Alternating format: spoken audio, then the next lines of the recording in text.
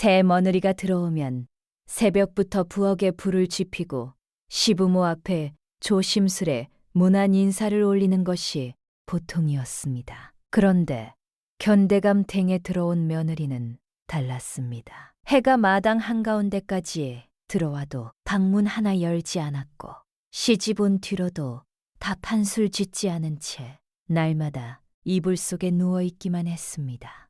하인들은 수군거렸고 장터 사람들은 그녀를 잠귀신 며느리라 부르며 비웃었습니다. 250년 가풍을 지켜온 견대감에게 그것은 참을 수 없는 치욕이었습니다.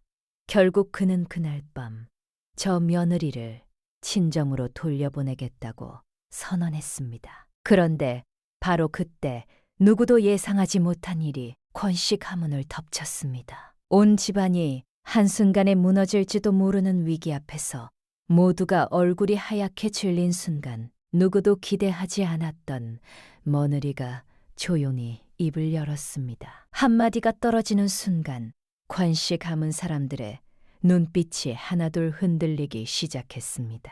조선 순조 무렵 경상도 안동에 견씨 가문이라 하면 모르는 이가 없었으니 250년을 이어온 선비 집안으로 그 위세가 고을 전체에 드리워져 있었다. 집안의 가장 관덕형 대감은 올해로 61을 넘긴 노인이었는데 평생을 가풍과 법도만을 앞세우며 살아온 탓에 집안의 하인은 물론이고 마을 사람들까지 그의 앞에서는 발소리조차 조심할 지경이었다. 한 번 말하면 두 번 말하는 법이 없고 한 번 정한 것은 태풍이 와도 바꾸지 않는 사람이었으니 그것이 이 노인의 자존심이자 250년 가문을 지탱해온 기둥이기도 하였다. 그해 안동에는 새 수령이 내려온다는 소문이 돌고 있었다.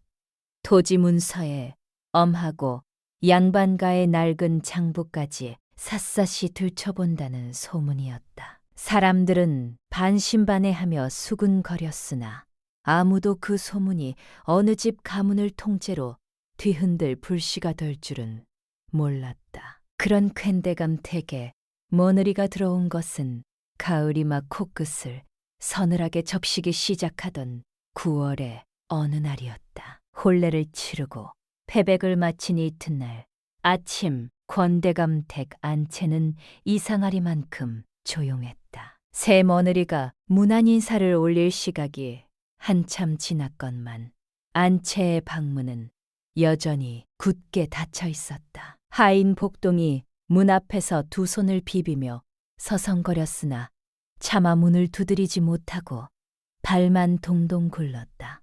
뭐라? 아직도 방에서 나오질 않는다고?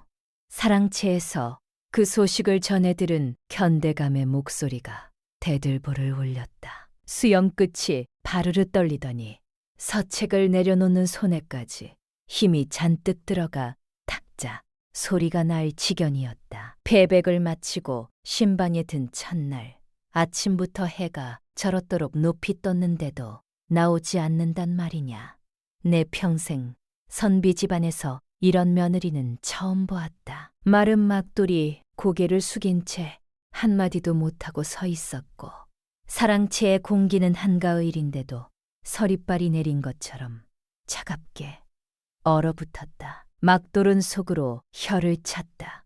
산원집 딸이라더니 대체 뭘 믿고 저러는 것인가. 낮은 신분으로 이 집 문턱을 넘어온 것만도 분에 넘치는 일 아닌가. 막돌 자신도 처음부터 이 혼처가 달갑지 않았다.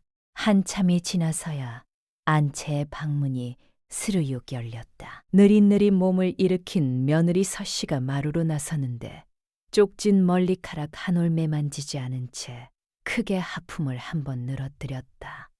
아직 해가 높구나. 마치 제 집방에서 낮잠이라도 자고 일어난 사람처럼 태평한 한마디였다. 문 앞에서 안절부절하던 복동이 눈이 휘둥그레져서 입을 벌렸다가 다시 다물었고 부엌에서 일하던 여종들은 솥뚜껑을 놓칠 뻔하면서 서로 눈짓을 주고받았다. 날 오후 서 씨는 뒤늦게 사랑채로 무난 인사를 올리러 갔다.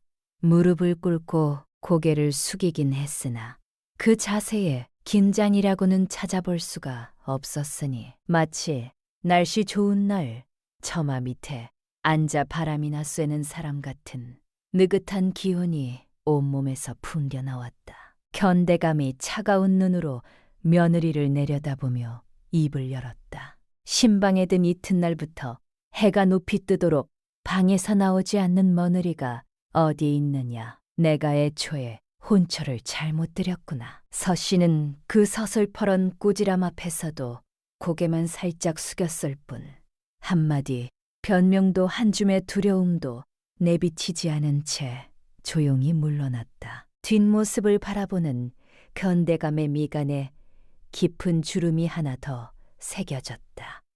방으로 돌아온 서 씨는 이불을 뒤집어 쓴 채 한동안 움직이지 않았다. 아무렇지 않은 척했지만 손 안에는 아버지가 남긴 낡은 주판이 꼭 쥐어져 있었다. 아버지, 아직은 때가 아니지요. 말만 작게 삼킨 뒤 그녀는 다시 눈을 감았다. 저녁이 되어 신방에 돌아온 남편 권세민이 조심스럽게 입을 열었다. 아버님이 많이 노하셨소. 내일부터는 부디 일찍 방에서 나와 무난 인사라도 제때 올려주시오. 거시험 준비에만 매달리느라 세상 물정에는 어두운 이 젊은 선비는 아내의 눈치를 보며 간곡히 부탁하는 것이 고작이었다. 서 씨는 남편을 한번 바라보더니 그러셨겠지요 하는 짧은 한마디만 남기고 이불을 끌어올려 얼굴까지 덮어버렸다. 세미는 한숨을 삼키며 등잔불 앞에 홀로 앉았다.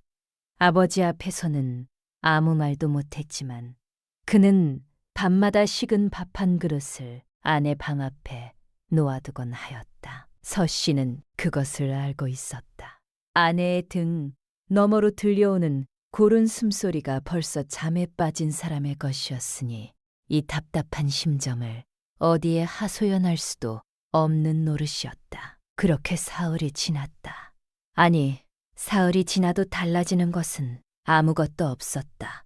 아침이면 해가 중천에 떠도 방문은 닫혀 있고 부엌에는 머누리의 발길이 한 번도 닿지 않았으며 바느질감을 건네주면 두어땀 뜨다가 꾸벅꾸벅 졸기일쑤였다. 무난 인사를 올리러 가는 것조차 하품 섞인 목소리로 형식만 갖추는 수준이니 하인들 사이에서는 슬금슬금 수군거림이 번져나가기 시작하였다. 아이고, 저러고도 양반 머느리라 할 수 있나. 들어온 지 사흘째 밥 한 끼를 지은 적이 없대. 안채 부엌의 빈자리가 날이 갈수록 집안 사람들의 눈에 거슬리기 시작하였다. 무렵 사랑채에서는 매일 아침 관대감과 마른 막돌 사이에 무거운 대화가 오가고 있었다. 대가몰은 금년 소작료가 작년보다 줄었습니다. 소작인 셋이 다른 고을로 떠나버린 탓이옵니다. 권대감이 인상을 찌푸리며 장부를 넘겼다. 세금은 오르고 소출은 줄고 이래서야 살림이 되겠느냐. 허리띠를 더 졸라매야 하겠구나. 막돌은 고개를 숙인 채 한마디를 덧붙였다. 그리고 한 가지 더 아뢰어야 할 것이 있사온데 전담 문서 정리가 수십 년째 밀려 있사옵니다. 혹시라도 관에서 문서를 요구하면 큰일이옵니다.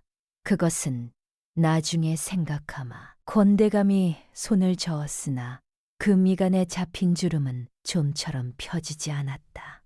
바로 그 시각 안채 뒷마루에 누워있던 서 씨의 귀가 미세하게 움직였다. 사랑채와 안채 사이의 거리는 생각보다 가까웠고 바람이 실어오는 목소리가 마루 아래 돌담을 타고 또렷하게 흘러 들어왔다. 전담 문서 정리가 수십 년째 밀려있다.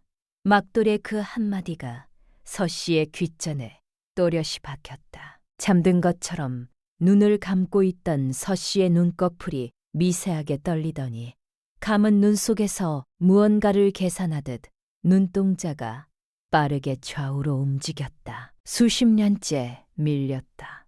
그렇다면 경계가 어긋난 것이 한두 군데가 아닐 것이다. 그러나 그것은 찰나의 순간이었고 이내 다시 고른 숨소리가 흘러나왔다. 사람이 남을 얕보면 경계심도 함께 내려놓는다. 서완이는 그것을 알고 있었다.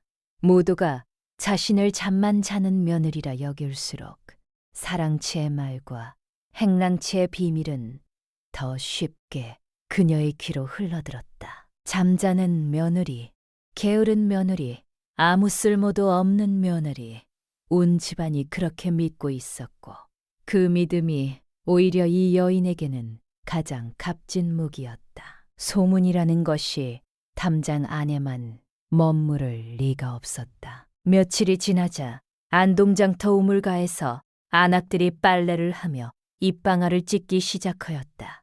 건대감댁에 시집온 며느리 이야기 들었어. 해 뜨도록 방에 있고 부엌 근처에도 안 간다면서. 세상에 저 까다로운 건대감이 어찌 참고 있는 거래.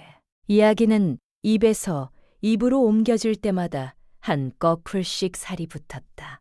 그날부터 하인들 사이에서 서씨는 이름 대신 잠쥐신 며느리라 불렸다. 누가 먼저 시작했는지는 알 수 없었으나 그 별명은 담장을 넘어 장터까지 퍼져나갔고 어느새 안동 고을 전체가 그 이야기를 안주 삼아 킬킬대는 지경에 이르렀다. 견대감의 귀에 그 소문이 들어온 것은 서당에 들른 날이었다. 오랜 벗인 최생원이 슬쩍 옆구리를 찌르며 한마디 던졌다. 자네 요즘 집안에 큰 인물이 들어왔다면서. 밥도 안 짓고 잠으로 세월을 보내는 며느리라고 온 고을이 자자하더군. 잠귀신 며느리라고 하던가. 비꼬는 말투의 주변 양반 서너시 기득 웃음을 터뜨렸고 견대감의 얼굴이 순식간에 풀그락푸르락 물들었다. 250년 가문의 가풍이 며느리 하나 때문에 온 고을의 웃음거리가 되다니 이것은 단순한 노여움이 아니라 뼛속까지 파고드는 치욕이었다. 서당을 나서는 괜대감의 발걸음이 평소보다 2배는 빨랐고 이를 악물며 중얼거리는 소리가 새어나왔다. 반드시 내쫓고야 말겠다. 보름이 흘렀다. 가을볕은 한층 깊어지고 뚜락의 감나무에 붉은 빛이 돌기 시작하였건만 안채의 풍경만은 보름 전과 조금도 달라진 것이 없었다. 해가 뜨면 방문은 닫혀 있고 하인이 아무리 기척을 내어도 한참이 지나서야 느릿느릿 문이 열리는 것이 매일같이 반복되었다. 부엌에는 여전히 며느리의 손길이 닿지 않았고 바느질감은 방 한쪽에 그대로 쌓여만 갔으니 안채를 드나드는 하인들조차 이제는 한숨을 넘어 체념의 표정을 짓기에 이르렀다. 저분은 원래 저런 분이신가 보다. 누군가의 그 한마디가 안채의 분위기를 대변하고 있었다. 보름 동안 관대감의 속은 까맣게 타들어가고 있었다. 어느 날 아침 관대감이 하인들이 모두 보는 앞에서 말하였다. 이 집에 밥값도 못하는 며느리는 필요 없다. 서씨는 아무 말 없이 고개를 숙였다. 그러나 소매 속 손끝은 조용히 주판알 하나를 만지고 있었다. 참고 또 참았으나 서당에서 당한 치욕이 가시지 않은 데다 며느리는 변할 기미가 눈곱만큼도 보이지 않았으니 더 이상은 견딜 수 없는 지경이었다. 어느 날 저녁 건대감이 세민을 사랑채로 불렀다. 내 마지막으로 말하겠다. 찻잔을 내려놓는 소리가 유난히 크게 울렸다. 열흘이다. 열흘 안에 저 며느리가 달라지지 않으면 친정으로 돌려보내겠다.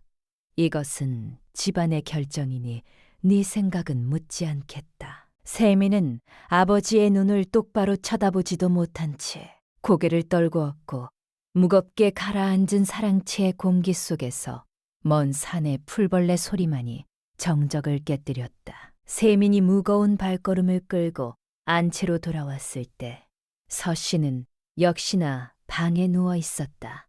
당신에게 전할 말이 있어. 세민의 목소리가 떨리고 있었다.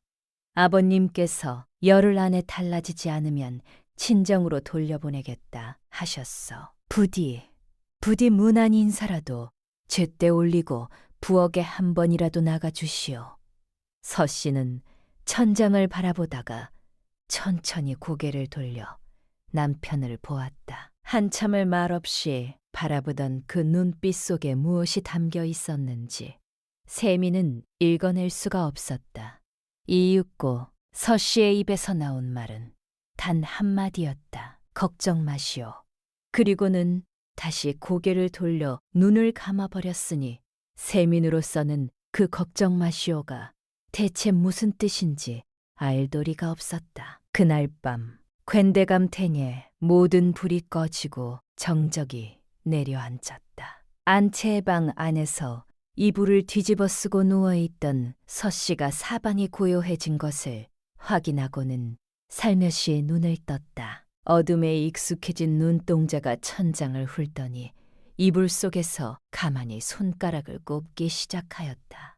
하나, 둘, 셋. 무언가를 세고 있는 것인지 계산하고 있는 것인지 어둠 속에서 움직이는 그 손가락은 잠만 자는 게으른 여인의 것이라고는 도저히 믿기 어려울 만큼 정확하고 빠르게 움직이고 있었다. 달빛이 문종이를 타고 들어와 그녀의 얼굴 한쪽을 비추었는데 그 눈빛이 심상치 않았다. 낮에 보이던 나른하고 풀어진 눈이 아니라 무언가를 꿰뚫어보는 듯한 날카로운 빛이 그 안에 서려 있었다. 안동 견씨 가문이라 하면 그 뿌리가 250년 전으로 거슬러 올라간다. 대대로 문과의 급제한 선비를 배출하여 고을에서 가장 넓은 기와집에 살았고 전담만 해도 안동 들녘의 상당 부분을 차지할 만큼 넉넉한 살림이었다. 그러나 그것은 옛날 이야기였다.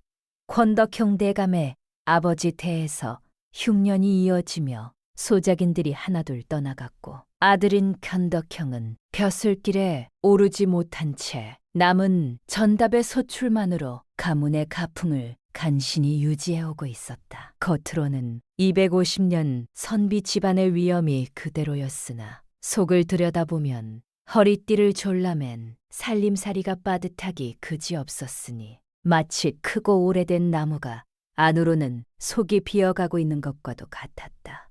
게다가 문서 정리라는 것이 문제였다. 수십 년 전 이 집안의 토지 문서를 도맡아 관리하던 설이 한 사람이 있었는데 그가 갑작스레 세상을 뜨고 난 뒤로 전답장부 정리가 그대로 멈추어 버렸다. 새 사람을 구하면 그만이었으나 겉으로만 멀쩡한 살림살이에 그 비용조차 아껴야 하는 형편이었으니 한 해, 두 해 밀르다 보니 어느새 수십 년이 흘러버린 것이었다. 사실을 아는 것은 막돌과 권대감뿐이었고 두 사람은 서로 눈치만 보며 그 이야기를 꺼내지 않는 불문율이 생겨 있었다. 막돌 자신도 사실 한 가지 마음에 걸리는 것이 있었다. 수십 년 전 문서를 옮겨 접다가 실수를 한 것이 있었는데 그것이 무엇인지는 그 혼자만 알고 있었다. 설마 그 실수까지 들춰볼 일은 없겠지. 막돌은 그렇게 스스로를 달래며 지내왔다. 사정이 그러하니 외아들 세민의 혼처를 구하는 것도 쉬운 일이 아니었다. 건대감은 당연히 명문가의 교수를 며느리로 드리고 싶었으나 이름난 집안에서는 하나같이 슬쩍 고개를 돌렸다. 가문의 이름은 높되 실속이 없다는 소문이 이미 돌고 있었던 탓이었다. 그때 중매쟁이가 한 사람을 데려왔다. 조산원 집안의 딸인데 아들이 없어 어려서부터 아버지에게 글을 깨우쳤고 성품이 고우며 배움이 있는 처자라 하옵니다. 조산원이라면 양반도 중인도 아닌 어중간한 신분이었으니 견대감의 얼굴이 일순 굳어졌지만 아들의 혼기가 이미 한참을 넘긴 터라 더 이상 미룰 수도 없는 형편이었다. 결국 견대감은 탄식 한 번을 삼키고 고개를 끄덕였는데 그것이 몇 달 뒤 그의 인생을 송두리째 뒤흔들 인연이 될 줄은 꿈에도 몰랐다. 서씨, 그러니까 시집 오기 전 이름이 서안이었던 이 여인의 어린 시절은 지금의 모습과는 사뭇 달랐다. 아버지 서익주는 한양 호조에서 일하는 산원으로 전답 경계 측량과 토지 문서 정리에 두루 밝은 사람이었다. 아들 하나 없이 딸만 셋이었는데 완이가 셋 중 가장 총명하였다. 그는 어린 딸에게 틈만 나면 주판을 쥐어주며 셈을 가르쳤고 산술서책과 토지 장부를 함께 읽으며 세상 이치를 들려주곤 하였다. 완이야, 여자라고 바느질만 할 필요는 없는 게야. 세상 이치를 아는 사람은 어디를 가든 굶지 않는다. 아버지의 그 말을 어린 완이는 주판알을 튕기며 고개를 끄덕였고 또래 아이들이 소꿉놀이를 할 때 이 아이는 아버지 곁에서 장구를 들여다보며 숫자의 흐름을 읽는 법을 익혔다. 그러나 행복은 오래가지 못하였다.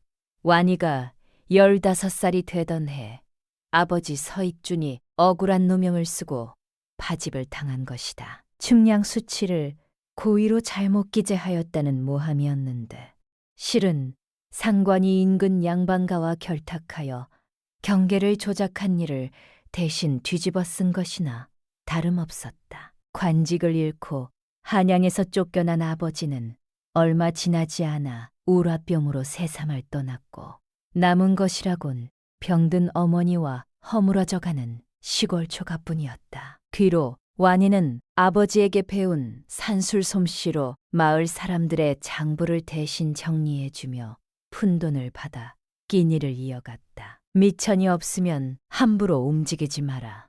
미천이 없을 때는 가만히 때를 기다리며 힘을 모아두어라. 아버지가 남긴 마지막 말이었다.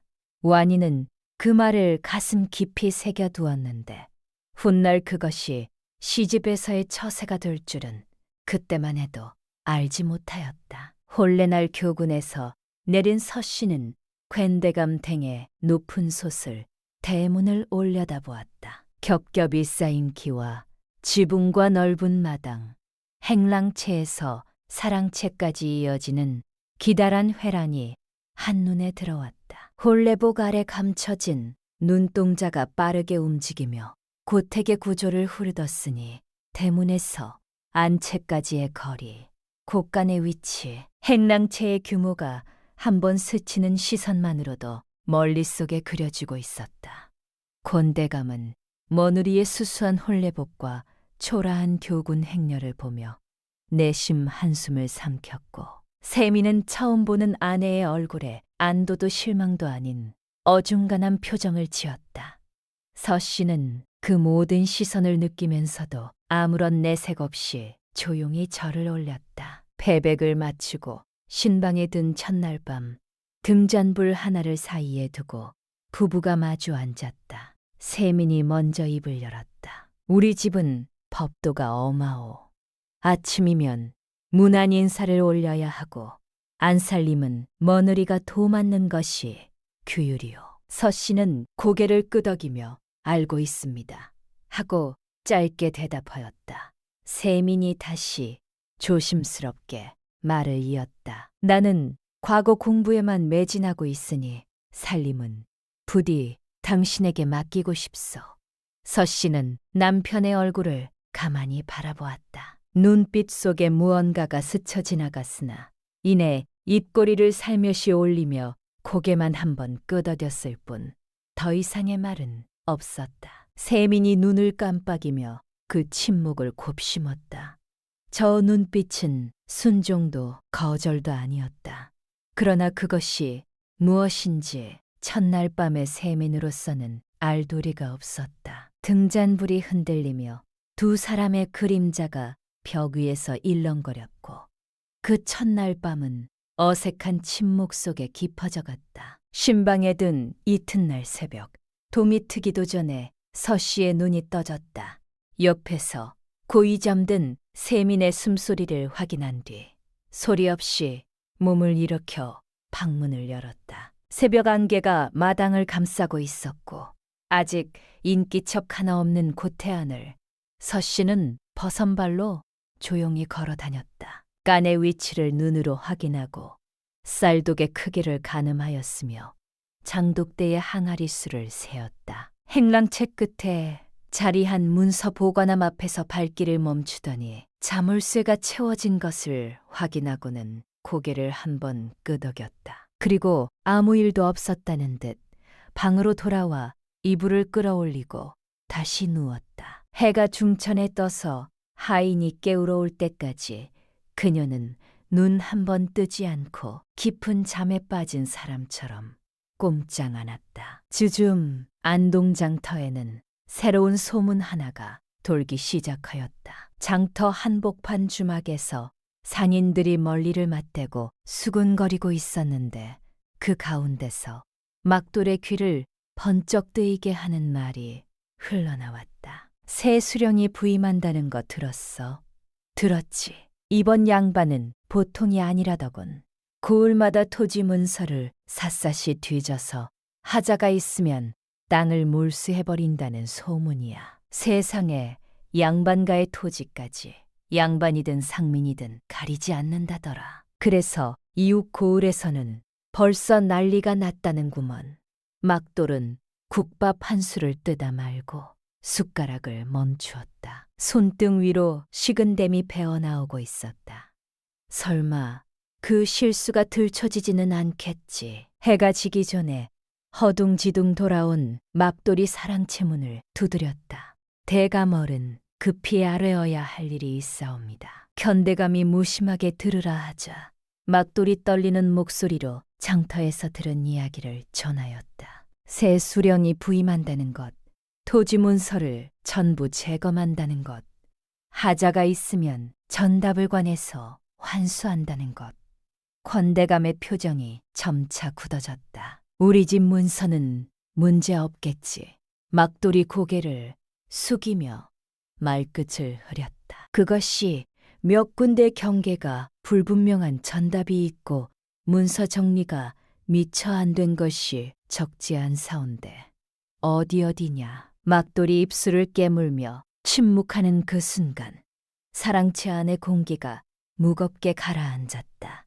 그날 밤 권대감과 막돌은 급히 문서 보관함에 자물쇠를 열었다. 촛불 2개를 밝히고 토지 문서를 한 장 한 장 꺼내기 시작하였는데 펼쳐 놓을수록 두 사람의 얼굴이 점점 어두워졌다. 수십 년간 한 번도 제대로 정리되지 않은 문서들은 뒤죽박죽 엉켜 있었고 같은 전답에 대해 경계가 서로 다르게 적힌 문서가 2장씩 나오는가 하면 아예 문서가 없는 전답도 있었다. 권대감의 손이 떨리기 시작하였다. 이것이 250년 가문의 문서란 말이냐. 막돌이 고개를 들지 못한 채 중얼거렸다. 서리 어른이 돌아가신 뒤로 정리가 멈춰버렸사옵니다. 제가 여러 번 말씀을 올렸으나 권대감은 대답 대신 떨리는 손으로 이 말을 감싸쥐었다. 손이, 이 250년 가문의 손이 촛불 아래서 바르르 떨리고 있었다. 사랑채에서 소란이 이는 기척이 안채까지 흘러들었다. 서 씨가 살며시 방문을 손 한 뼘만큼 열고 어둠 너머를 바라보았다. 사랑채 쪽에서 새어나오는 촛불빛 아래로 문서를 펼쳐놓고 멀리를 싸매는 시아버지와 막돌의 모습이 희미하게 보였다. 흩어진 문서 위에서 떨리는 늙은 손이 보였고 막돌의 한숨 소리가 바람을 타고 들려왔다. 서 씨의 입꼬리가 아주 미세하게 올라갔다. 그러나 그것은 비웃음이 아니라 무언가를 확인한 사람이 짓는 표정에 가까웠다. 문을 소리 없이 닫고 돌아선 서 씨는 다시 이불 속으로 들어갔으나 그 눈은 감기지 않았다. 그날 밤 모든 인기척이 잦아든 뒤 서씨가 다시 일어났다. 이번에는 새벽보다 더 깊은 밤이었다. 안채의 마루를 지나 행랑채 끝 문서 보관함 앞에 이른 서씨는 발길을 멈추었다. 그런데 보관함의 문이 열려 있었다. 관대감이 급히 나가면서 자물쇠를 제대로 채우지 않은 것이었다. 서씨가 잠시 그 자리에 섰다. 들어가야 하는가, 들어가지 말아야 하는가. 그러나 망설임은 길지 않았다. 촛불 하나를 들고 안으로 들어선 서씨는 바닥에 흩어진 토지 문서를 한 장 한 장 집어들었다. 남들이 보면 모두 같은 글자와 숫자였지만 그녀에게는 그 안에서 어긋난 경계와 숨은 실수가 또렷이 보였다. 문서를 한 장 읽고 옆에 놓고 또 한 장 읽고 옆에 놓고 그렇게 한참을 읽어내려가던 서씨의 손이 문득 멈추었다. 한 장을 집어들더니 눈을 가늘게 좁히며 더 가까이 들여다보았다. 이것은 원본에는 륙시이라 적혀 있었다. 그런데 사본에는 륙박이었다. 서씨는 두 문서를 나란히 내려놓고 잠시 바라보았다. 글자 하나가 건씨 가문의 땅을 10배로 부풀려 놓고 있었다. 사본의 서명을 찾았다. 막돌의 이름이 거기 있었다. 그 표정에는 분노도 놀람도 없었다.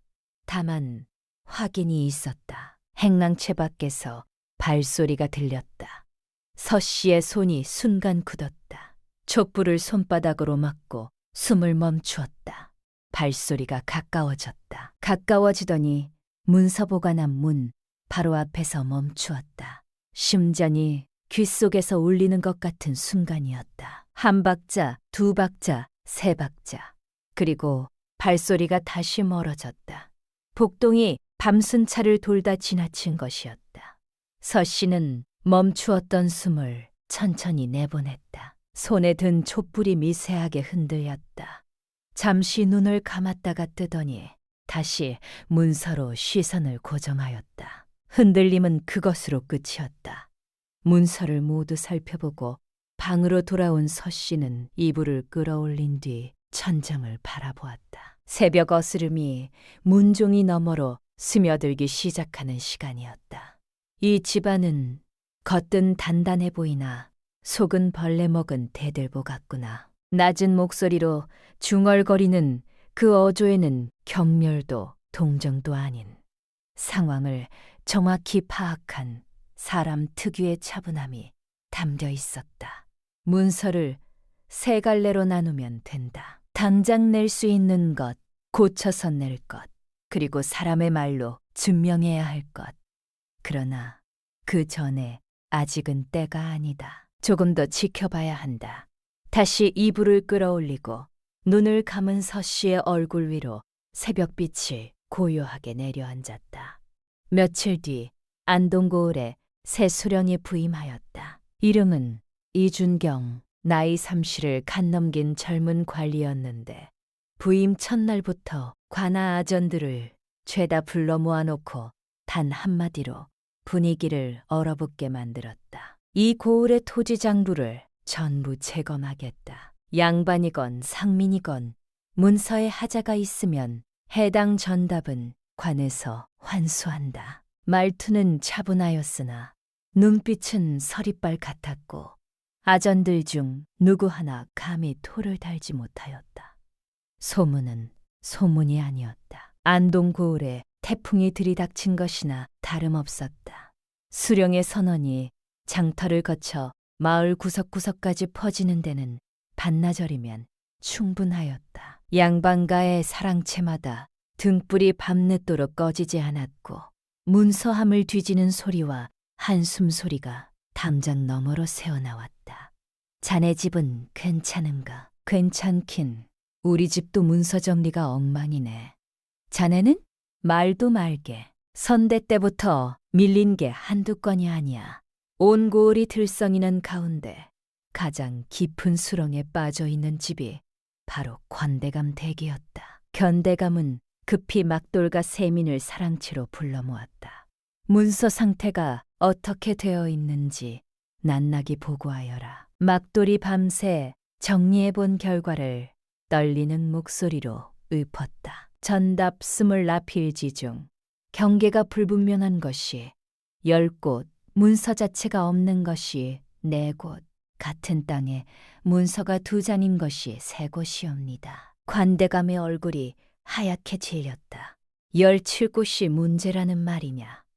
전체의 반이 넘지 않느냐? 막돌이 차마 고개를 들지 못하였고 세민은 문서 속의 숫자 앞에서 2시간을 끙끙대다 결국 이마를 탁자에 대고 탄식을 내뱉었다. 거시엄에서는 대책문을 막힘없이 써 내려가던 손이 숫자 앞에서는 한 줄도 적지 못하고 멈추어 버렸으니 이 무력감이란 것이 사람을 이토록 작아지게 만드는 것인가. 건대감은 자존심을 꺾고 인근 양반가를 찾아 나섰다. 평소라면 먼저 찾아가는 법이 없던 사람이 직접 대문을 두드린 것만으로도 사태의 심각성을 짐작할 수 있었다. 서당에서 그토록 자신을 비웃던 바로 그 최생원의 집 대문 앞에 선 것이었다. 최생원, 자네 집에 산술에 밝은 사람이 있으면 며칠만 빌려줄 수 없겠나. 최생원이 잠시 어색하게 웃으며 난처한 표정을 지었다. 그러다 결국 말하였다. 자네도 알다시피 사실 나도 지금 우리 집 문서 때문에 정신이 없네. 서당에서 자네 놀린 것이 미안하기는 한데 여유가 없어. 우리 집도 엉망이거든. 관대감의 눈이 가늘어졌다. 그 깐깐한 최생원도 같은 처지였다. 비웃던 입이 결국 같은 구덩이에 빠져 있었던 것이다. 빈손으로 돌아오는 근대감의 등이 그날따라 유난히 굽어 보였다. 건대감은 마지막 수를 쓰기로 하였다. 평생 한 번도 관리 앞에서 허리를 숙인 적 없는 사람이 직접 관할을 찾아가 수령에게 기한 연장을 요청하기로 한 것이다. 그러나 수령 이준경의 대답은 차가웠다. 법 앞에 양반과 상민의 구별은 없습니다. 기한 내에 문서가 없으면 관에서 직접 측량하여 환수하겠소. 그것이 법이오. 견대감은 태어나서 처음으로 제 절반밖에 안 되는 나이의 관리 앞에서 고개를 숙이고 물러나야만 하였다. 관할을 나서는 권대감의 걸음이 평소 같지 않았다. 지팡이에 무게를 실어 한 걸음 한 걸음 내딛는 것이 마치 발밑의 땅이 늪처럼 빠져들어 가는 것만 같았다. 대대로 이어온 가문이 내 대에서 끊기는 것이냐.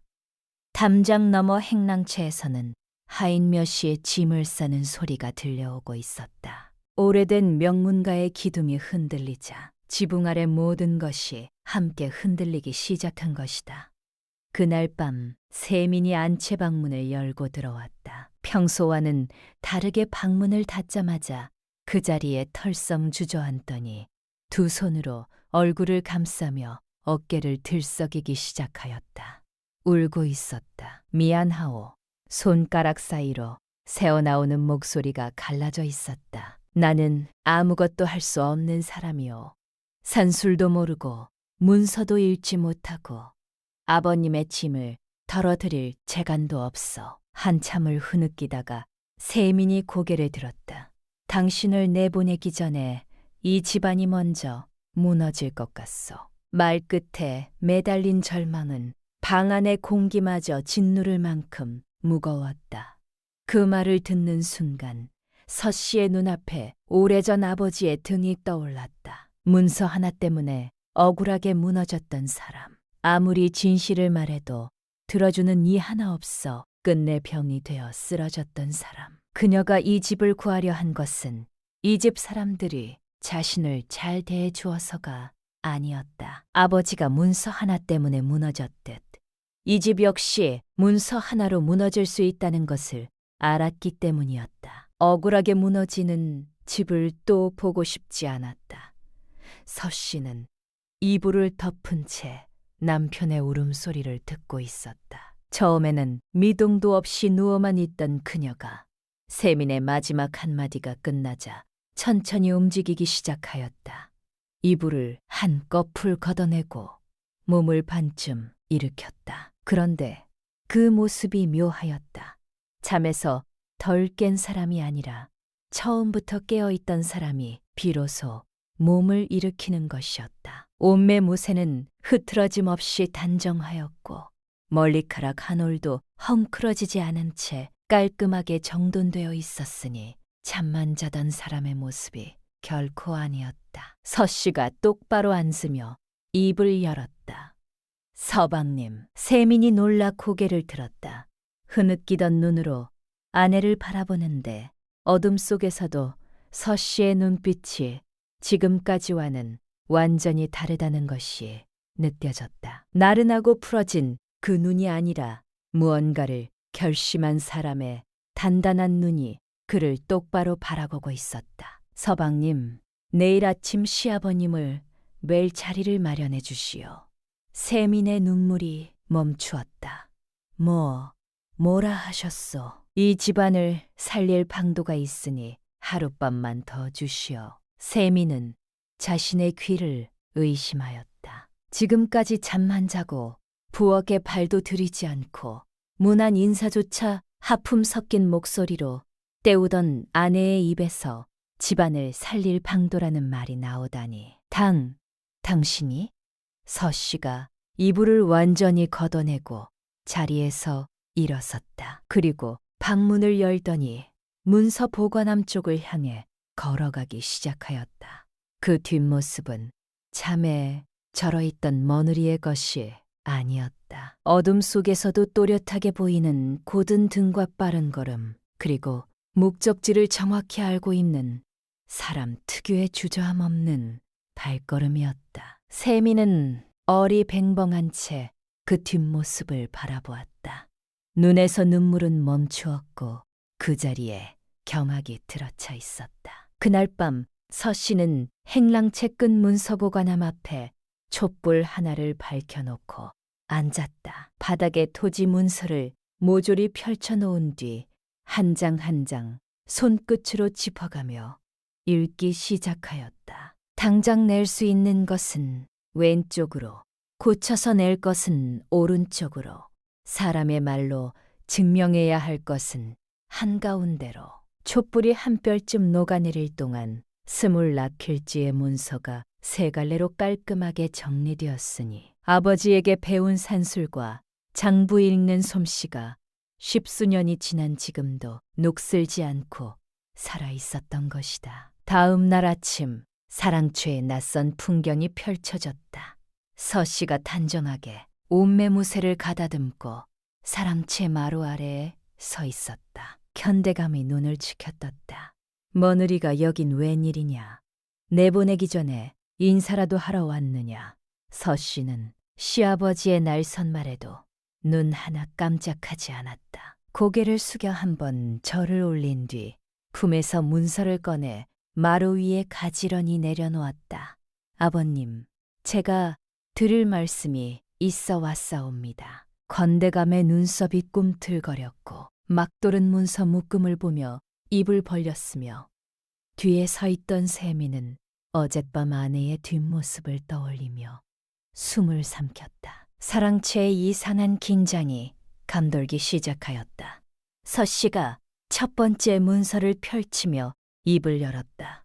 이 전답은 북쪽 경계가 잘못 기재돼 있사옵니다. 문서에는 고목을 기준으로 250보라 적혀 있으나 실제 그 고목은 선대 어른 때 벼락을 맞아 쓰러진 뒤 위치가 달라졌사옵니다. 현재 남아있는 그루터기를 기준으로 다시 잡으면 문서와 실제가 일치하게 되옵니다.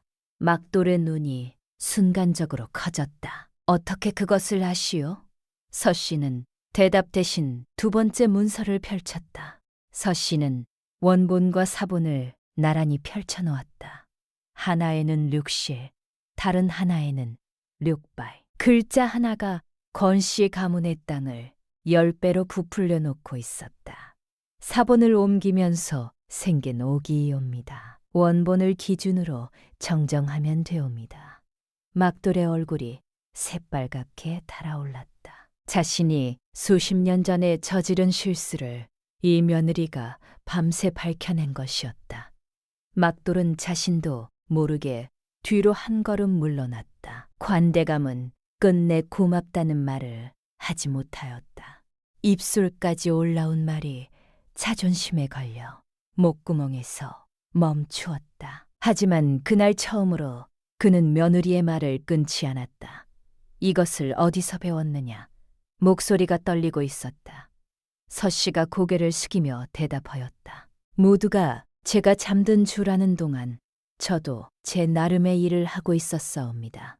그 한마디에 견대감의 눈이 처음으로 크게 흔들렸다. 잠만 자던 것이 아니었다. 이 며느리는 자는 척하면서 이 집안의 모든 것을 읽고 있었던 것이다. 서 씨가 나머지 문서까지 펼쳐놓으며 방략을 제시하기 시작하였다.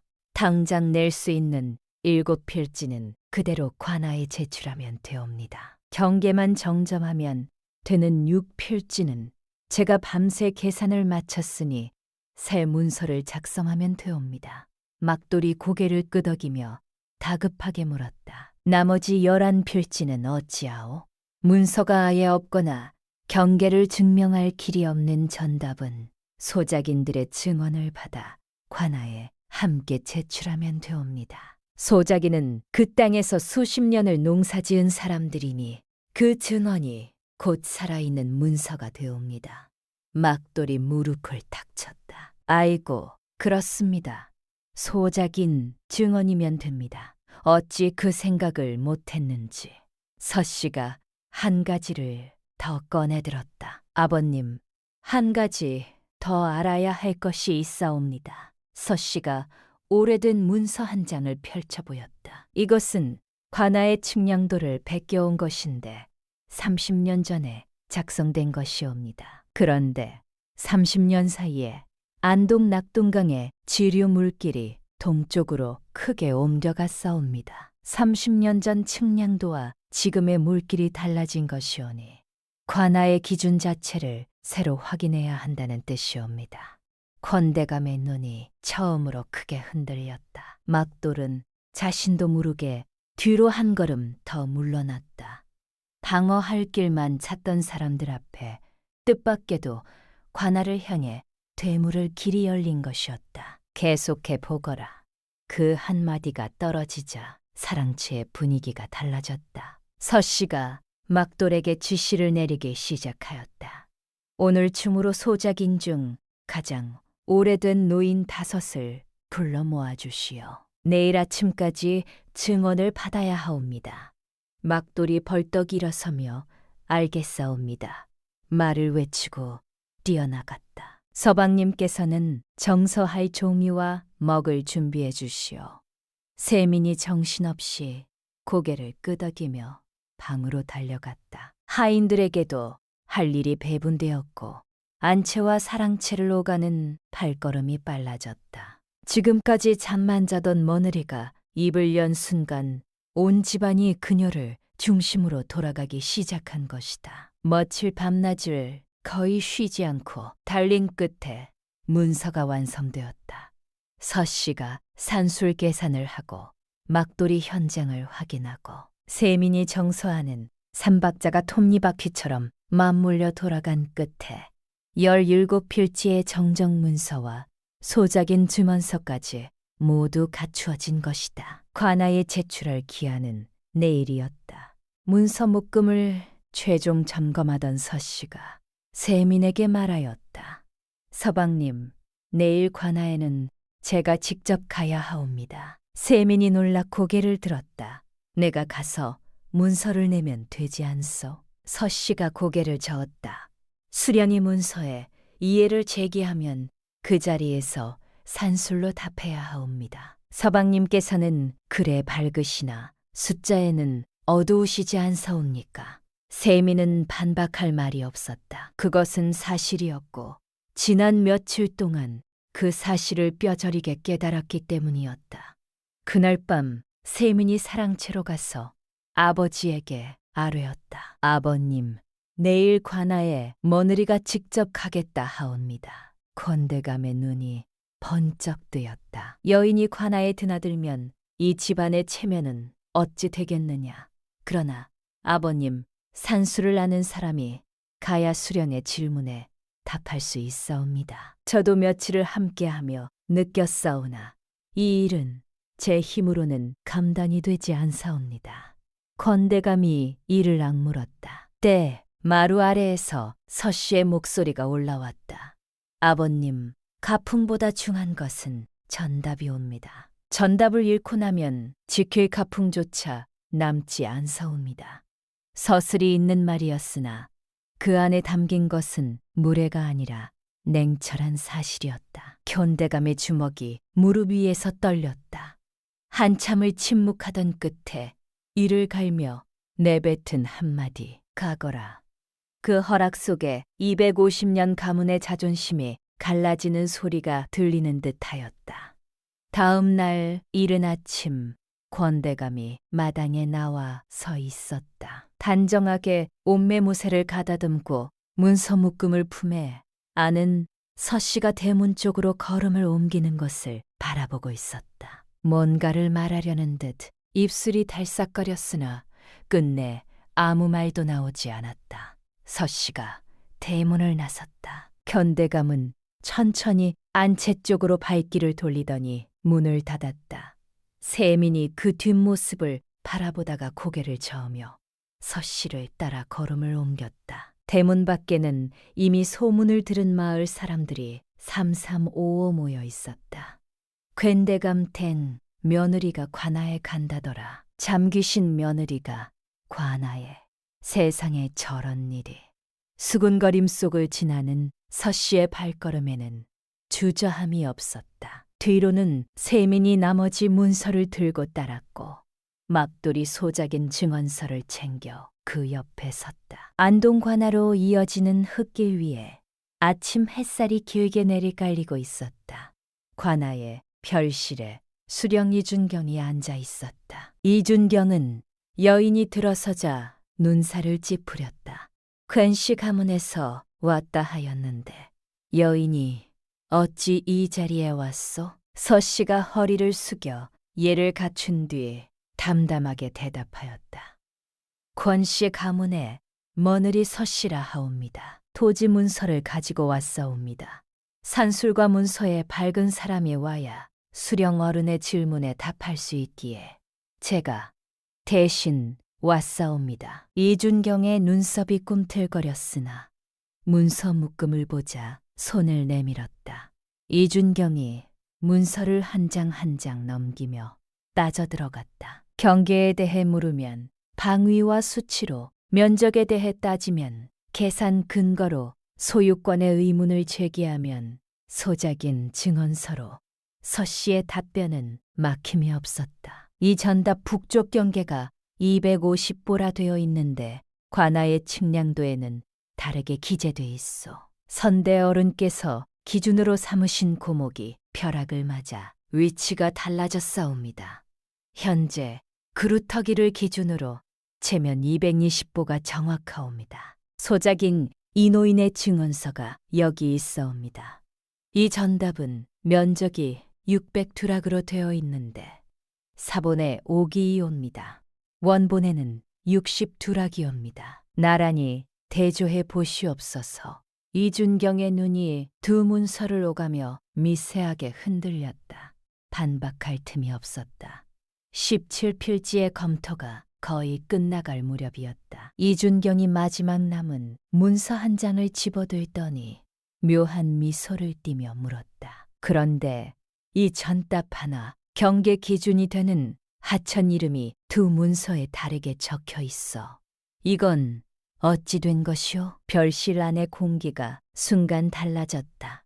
세민이 등 뒤에서 조용히 숨을 들이켰다.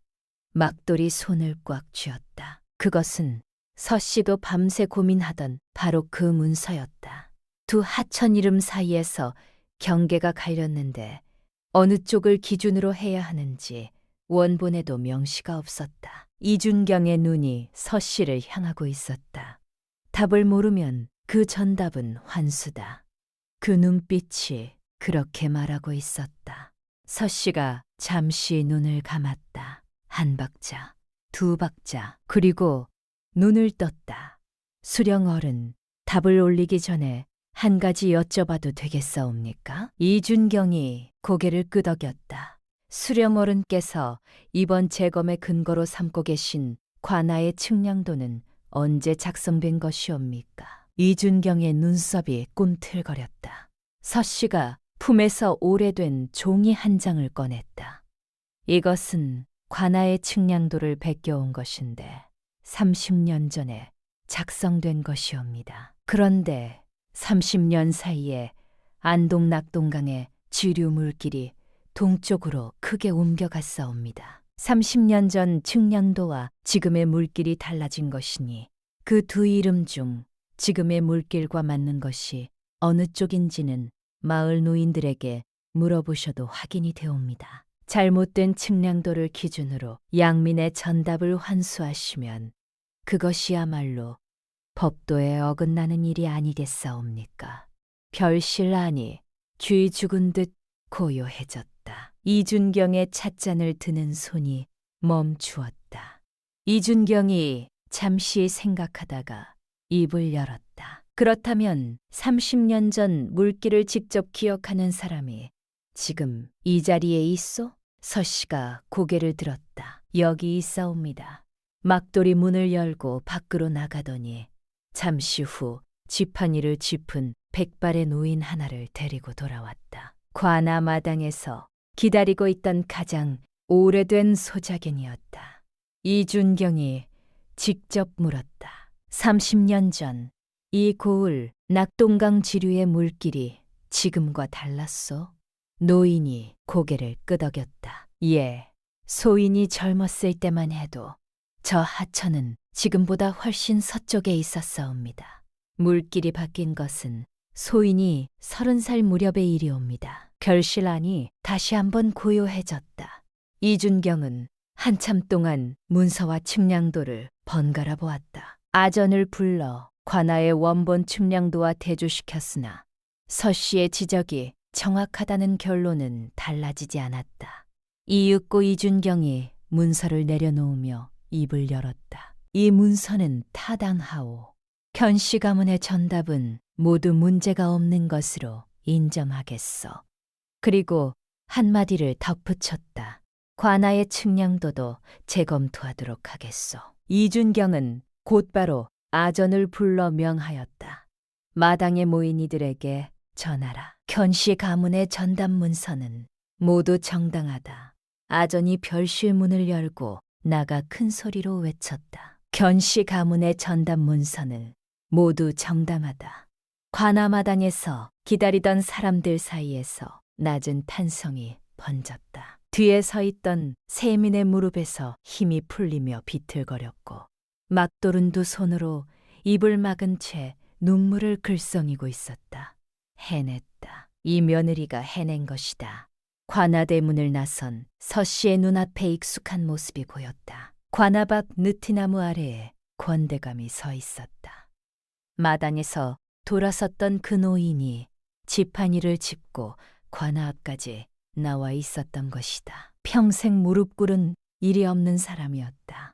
그것을 아는 마을 사람들이 그 자리에 서 있는 쾌대감을 발견하고는 저마다 숨을 멈추었다. 서씨와 눈이 마주치자 쾌대감의 입술이 떨렸다. 묻고 싶은 말이 목구멍까지 차올랐으나 차마 나오지 않는 듯 늙은 입술만 몇 번이고 달싹거렸다. 서씨가 먼저 입을 열었다. 아버님, 전답은 모두 지켜냈사옵니다. 한마디의 관대감의 손에서 지팡이가 툭 떨어졌다. 마른 흙바닥에 지팡이가 구르는 소리만이 관아 앞을 울렸다. 방금 전까지 수군거리던 사람들은 숨조차 쉬지 못하였다. 관대감의 눈에서 눈물이 흘렀다. 주르륵 주름진 볼을 타고 흘러내리는 눈물을 닦을 생각조차 하지 못한 채 떨리는 무릎을 굽혀 이 까다로운 노인이 머느리 앞에 천천히 무릎을 꿇었다. 이 늙은이가 사람을 몰라보았구나. 너를 욕보인 잘못을 인정하마. 말이 끝나기 무섭게 서씨가 앞으로 나아가 두 손으로 시아버지의 팔을 조용히 잡아 일으켰다. 이기거나 지는 것이 아니었다. 다만 한 가문이 비로소 제자리를 찾는 순간이었다. 마을 사람들이 벌어진 입을 다물지 못하였고 막돌은 엉엉 울음을 터뜨렸으며 세미는 아버지의 등이 그토록 작아 보인 적이 없었다. 며칠 전 우물가에서 가장 크게 웃던 안악이 그날은 고개를 들지 못하였다.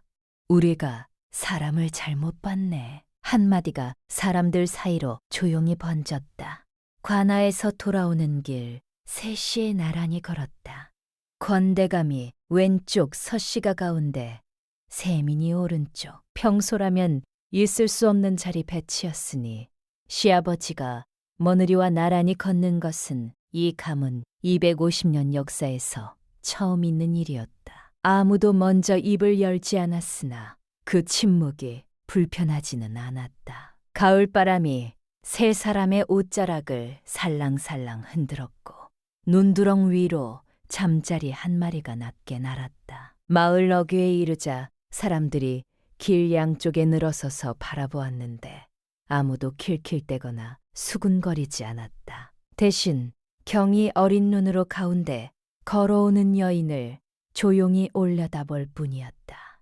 집에 돌아온 뒤 권대감이 서씨를 사랑채로 불렀다. 막돌이 차를 내오자 권대감이 손수 찻잔을 서씨 앞에 놓았으니 그 한 잔의 차에 담긴 무게를 아는 사람은 이 자리에 있는 사람들 뿐이었다. 권대감이 찻잔을 내려놓으며 물었다. 한 가지만 묻겠다. 시집온 첫날부터 잠만 잔 것이 처음부터 이 집안을 살피기 위함이었느냐. 서씨가 잠시 생각하더니 조용히 입을 열었다. 아버님, 저는 미천이 없으면 함부로 움직이지 않는 사람이옵니다. 시집 와서 이 집안을 알기 전에 나서면 빈술에만 요란한 것이니까요. 그래서 잠을 잔 것이냐. 낮에는 잠을 자며 귀를 열어두었고 밤에는 눈을 떠서 집안을 살폈사옵니다. 아버지께서 늘 말씀하셨사옵니다. 미천이 생길 때까지는 가만히 기다리라고. 권대감이 묵묵히 고개를 끄덕였다. 고개 끄덕임 속에는 인정과 존경과 후회가 뒤섞여 있었으니 이 까다로운 노인이 평생 처음으로 자신보다 어린 사람에게 마음으로 고개를 숙이는 순간이었다. 날 저녁 신방에서 세민이 아내 앞에 천천히 고개를 깊이 숙였다.